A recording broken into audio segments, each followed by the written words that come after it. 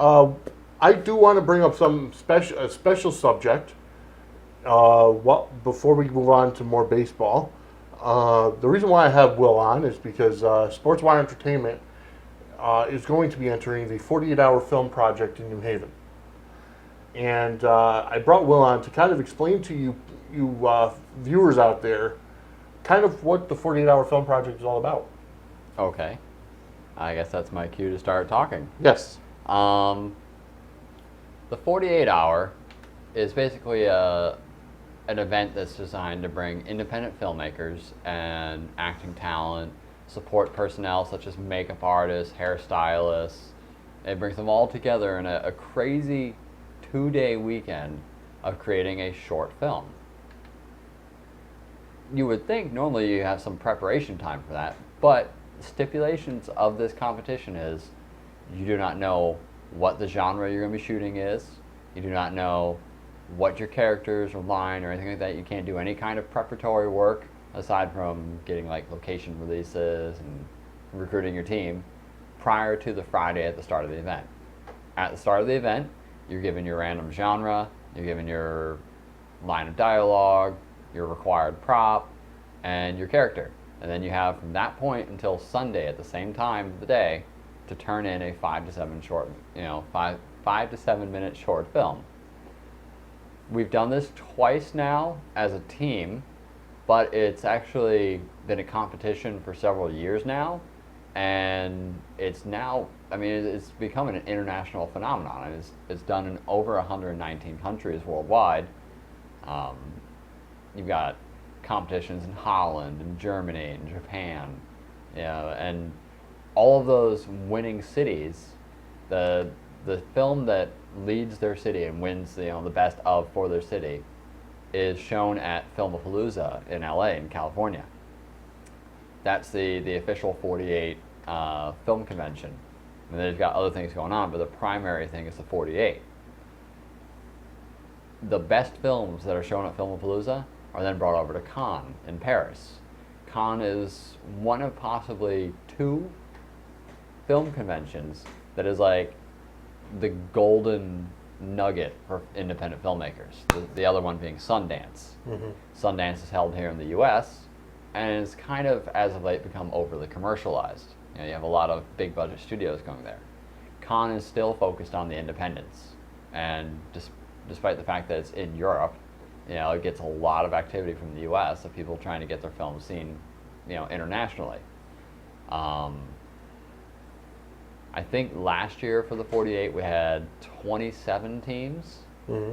which is a pretty big number. Their prior entry the year before was only something like 13 teams. So the year that basically we started going there, they doubled their number of attendance. And you get teams from Boston, you get teams from New York, you get teams from New Jersey, that come in Friday night, get their required elements, head home to shoot on their home turf, come back on Sunday and turn in the footage. It's a heck of a lot of fun. We've had some crazy stories, almost going to fists, in the middle of writing and editing. But it's just passions run high when you're talking about independent filmmaking. You got to have a passion for it because you don't have some big budget that you can just throw money at. It's a question of how much money do you have in your pocket and what you can do with it. Absolutely. You're funding your own production. It's like, here, we've got a great show that we're doing, mm-hmm. and such a small crew. We've got 6 people on normally. Yeah. Yep. So with passion, you can do a lot. Absolutely. You can put out a great product and hopefully reach enough people out there to make it a worthwhile experience. Absolutely, and we've got a pretty big sized team right now currently. How could somebody, if they wanted to join our team, how would they go about doing that? What kind of information? We're pretty much accepting anyone that has an interest in acting or filmmaking, or fetching coffee, doing anything that can help out. We have a group on Facebook that is private because we don't want our competing teams to see what we're doing. But if you're interested, feel free to post up on the SportsWire page. Mm-hmm. You know that you want to join our team. We're going by the name of Team Eagle Eye. It's the name we used for the Whaling City Film Competition last year, and we're keeping it going because we want to start building a brand off of it. Yeah, just give us a shout out on Facebook, Twitter. Say I want to be a part of this. If you feel that you still want to support it, but you don't necessarily act or run a camera, donations help because we're going to be doing things like picking up costumes. We have a great special effects makeup artist, and we need some foam latex for her to actually do, in case we get zombies, the film entry fee itself. I mean, it's $140 right now until July 1st.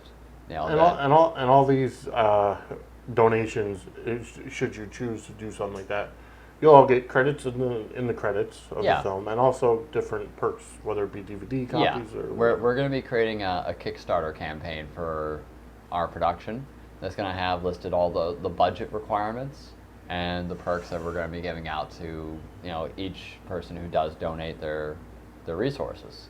I mean, some of the perks are obviously going to be a behind the scenes DVD that shows a lot of the outtakes, a lot of the interviews that we've done for the film. Mm-hmm. Other things are going to be like, we'll pay your entry into the actual screening, and with that, secure seating so that we can be with the cast and crew. Mm-hmm. We might even do something where you can name one of the characters in the film. Obviously, we'd have to stay within certain regulations. Right. But say you wanted to name a character in the film after your great uncle who's passed on, fine. We'll put it in there, and that way he's immortalized in film. Absolutely. That's it's definitely a great thing to do. Anybody that has a passion or a dream of becoming a filmmaker or getting into the acting industry, filmmaking industry, it's definitely a good stepping stone, as Will had said. The Whaling City project is still on the SportsWire website. It is actually on the other media portion. And so it's there. You can definitely check it out. And they're also up on YouTube as well. Correct. The Whaling City, and also the the film from last year's Team Eagle Eye. I believe Eagle Eye has their own YouTube page. Well, we don't have our own YouTube page. It's under my YouTube page, CoderX Productions. But if you were looking on YouTube and you do want to find the films, our 48-hour entry for last year, just search for Team Brains. That's with 3 A's. We could also put the link. Is the link for that up on SportsWire? I'm not sure, but we could definitely put it up there. Yeah, we can stick a link up on it, or we can share it out via Facebook. Mm-hmm. I do advise, if you're going to watch it, be gentle. We were short on actors. We had no female actors, and we had a female role. So I was on the town green in New Haven in a dress, and I got interviewed by Channel 8. So I wish we had that interview. I wish that we had it. There is a way we can get it, but it's kind of a long process. Okay. Well, it's definitely something to look forward into the future for. But anyways, I just wanted to let everybody know that, like I said, the SportsWire under the Team Eagle Eye banner we are going to enter it. Everybody that you see on SportsWire and production-wise, most of us are going to be part of Team Eagle Eye. So definitely, and maybe even probably even some of the people that have been on the show as guests have chosen to come out and help us out. So definitely, let us know via Twitter, via Facebook, email, anything you can. Let us know if you want to be a part of Team Eagle Eye / SportsWire Entertainment.